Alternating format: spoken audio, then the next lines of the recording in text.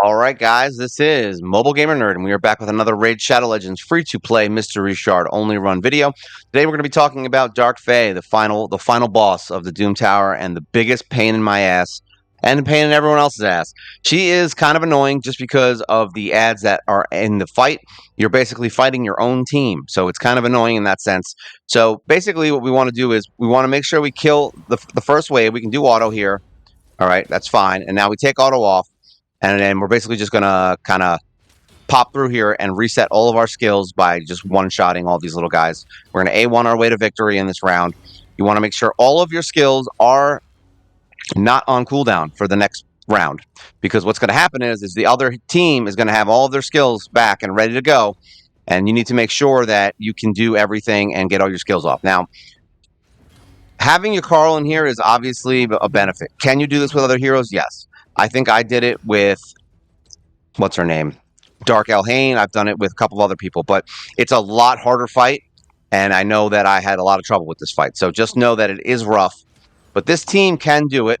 It's one of the better teams because your Carl can lower the turn meter of the boss, and that's kind of what we want here. So now we're going to lower defense, and now hopefully kill all these guys with the second hit. See?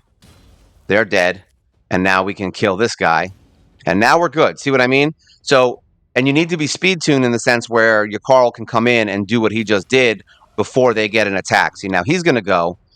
Now we don't want to remove the fear, unfortunately, because we need it to get rid of the life steal. I mean, yeah, the leech. So there we go. Now he's dead. Now we can start doing things. All right. So we want to keep everything going. We want to get as much damage on this guy as possible, and then save your remove debuffs for when she puts the leech on everybody. All right. Now, if we get your Carl to go again, we can take down her turn meter. Hopefully really far. Let's see. There we go. And the reason that this works is because you're going to have him taking your turn meter down a little bit here and there, which is going to give you a little bit more time just to kind of heal up and make sure nobody dies. All right, let's get defense down. Actually, defense down is already on her, but we're going to do it again anyway. There we go. There's no leeches. So we just keep going. Keep trucking. You want to use as many of your buffs as possible during this stage, but save your AoEs because they are extremely helpful. And you never know when they're going to pop up with another set of heroes, all right? So we're going to basically kind of just use A1s at this point to make sure we don't get killed when that does inevitably happen, because he is going to pull new ones. So here, now we're going to use this to remove debuffs, to lower the turn meter. See? And that gives you another even 3, 4, 5 hits is essentially what your Carl does. So that's why he's really good in here. So if you have a hero that can do a lot of turn meter reduction, it would be extremely helpful, especially someone who has an AoE and turn meter reduction. Those are both very good skills in this fight to keep her from actually getting a turn. Now, you could do something. The problem is you can bring someone like Visix. You can bring in people with, a ton of skills. The problem is that they're going to be fighting you. So yeah, you got to kind of balance the how many heroes do I want to bring in here. Oh, okay. See, now we have a leech, so we want to remove that. Very important that you remove that. Get her defense down. We want that down, and then we'll speed everyone up, and then keep the truck moving. Keep that truck moving at all times. Lower turn meter. There you go. See, that skill is so damn good. It's insane. Like I can't explain to you how good that skill is. All right, so just keep going, keep on pushing through. Hopefully your team does enough damage where you don't really have to contend with a final phase, because it does get a little bit rough when she starts pulling out the heroes that, a full wave of heroes. So here we go. Take our turn meter again. See how many turns we're getting? This is why your Carl works. All right. Normally you would need another person here to kind of revive and keep your team alive. The reason this works is because of your Carl. So anybody that you can bring in here to reduce turn meter would be extremely helpful. All right, so now we want to do attack up. We want to start healing some people up. The reason this also works is because now Apothecary gets 2 turns where he can kind of heal up some of the heroes that are kind of slacking around. All right, we're getting close. Going to be PP Pants City here real soon. All right, so we are going to speed everyone up because we want that turn. We're going to do defense down. All right, we want to kill Yakarl. There we go. We're back in action. All right, we want to heal Yakarl because he's the one that will die. All right, he is very he dies easy, so you got to be careful because I have him kind of defensive. I mean, kind of just all attack, so it's a little bit rough. See how we're getting real close here? So now we're going to take our turn meter again. We want it down to 0. And if you do this fight and you kind of prolong it, this is probably why it gets hard. Is because if you prolong the fight, she is going to pull out another set of heroes. All right, which is why we're using Yakarl. Now we're just going to keep attacking because we want this chick dead. This should be it. Whap right in the face. So basically, for this team specifically to work, Yakarl's the key. All right, because of the turn meter reduction. Now I'm just spitballing some heroes that could conceivably do things like this. Cold Heart, Soul Bond. Visix is rough. She's really good if you brought her in, but she's also very defensive. So, yeah, I mean, if you had her built more like less defensive, which I don't feel like anybody would, you could conceivably use her. Someone like Crimson Slayer might be okay. I have never tried her in here, but she does have, but her turn meter reduction is not very, what's the word I'm looking for? It's not very reliable. Even Armiger, to be honest, might be a good option here because he can reduce turn meter the entire time. So anyone that can keep the turn meter down while you have a second turn to heal will make it so you can bring more attack heroes in here or more attack oriented heroes. Like I know that, Spirit Host doesn't technically count as an attack hero, but she does raise your attack power. So she is technically an attack hero and she does make your team do a ton more damage. So that's the kind of heroes you're looking for. So is this the team that's going to beat it every time? It's up to you. I mean, whatever you have, you just need someone who can keep her turn meter down long enough to keep you alive. If you start bringing in heroes like Syl, I have just tried recording this with a couple other heroes to see who would do what. Valerie was a pain in the ass because she kept putting shields up on the team, so I ended up getting killed. Syl, same thing. She's very defensive, and she can stun my whole team. So if she's going to be alive, like you're not going to kill in the first round, more than likely, unless you have a really, really good damage dealer. So that's kind of a pain in the ass. We tried it with what's her name, Elhane, Dark Elhane. Kind of tough. If you were going to use Dark Elhane in here, I would say you would need to probably have more lifesteal or some kind of a leech to keep them alive because they just can't stay alive long enough during the fight. But if you have a turn meter reduction specialist, then that might not be an issue. Okay.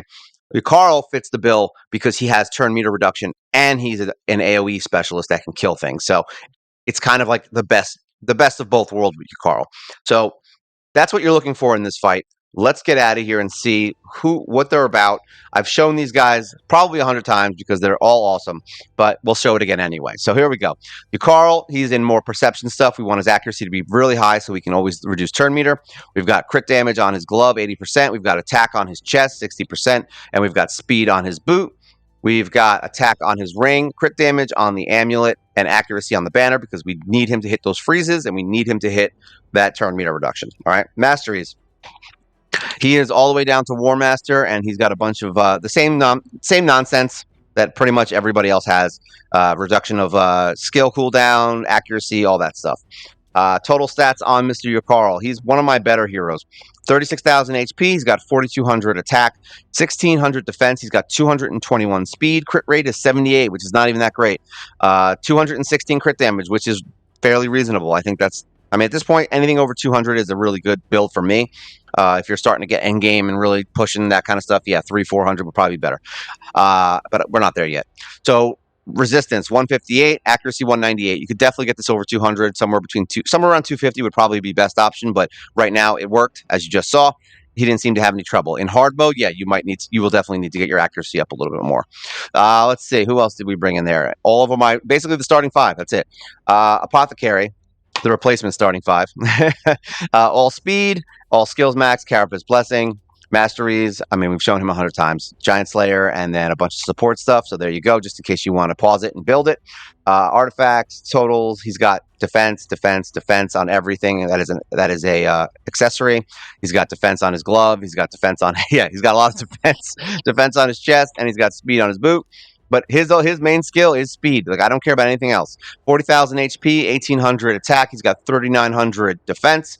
26, 265 speed. He's the fastest person on my account. 32% crit rate. This is the only thing he's lacking is unique crit rate on him because his heals can crit, and that's a big deal. Resistance 220, accuracy he does not need, but he has 125. So once we rebuild him, we will basically look for gear without any accuracy and just throw it into resistance and crit and maybe defense. That's what we're going to do with him. So he's awesome. War Maiden, kind of in a whatever build. She actually was updated recently. Not recently. When I say recently, in the last few months. She's got the speed and resist set that we got from the from the Forge Pass and then from some of the events. So we have gotten a few pieces of gear from there. She does have crit rate on her gloves. She's got defense on her chest and speed on the boots. You would probably want to build her a little more defensively, but I still use her more as an attack hero, so it's crazy.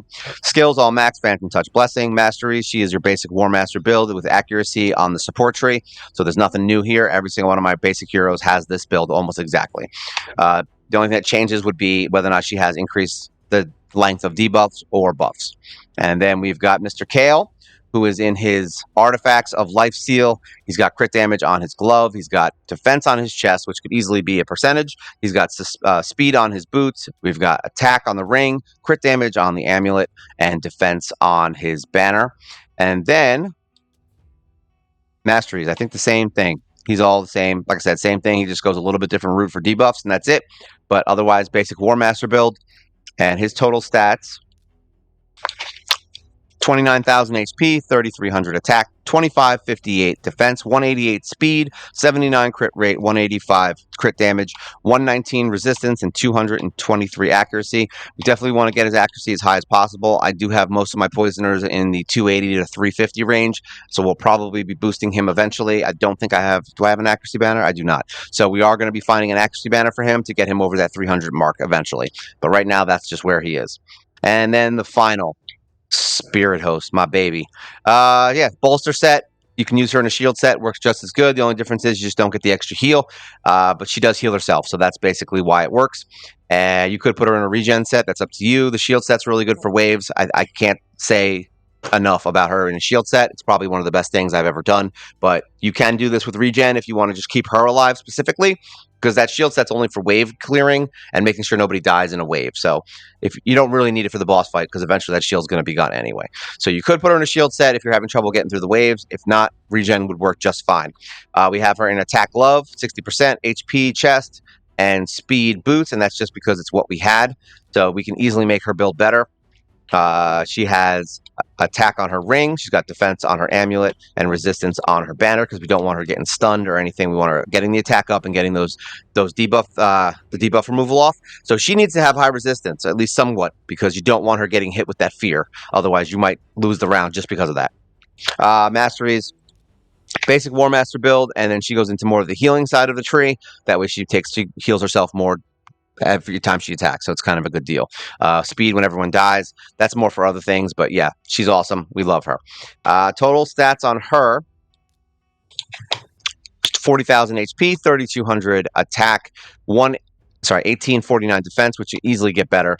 244 speed, which is one of her main stats. You need her to be fast as hell. She's my second fastest hero.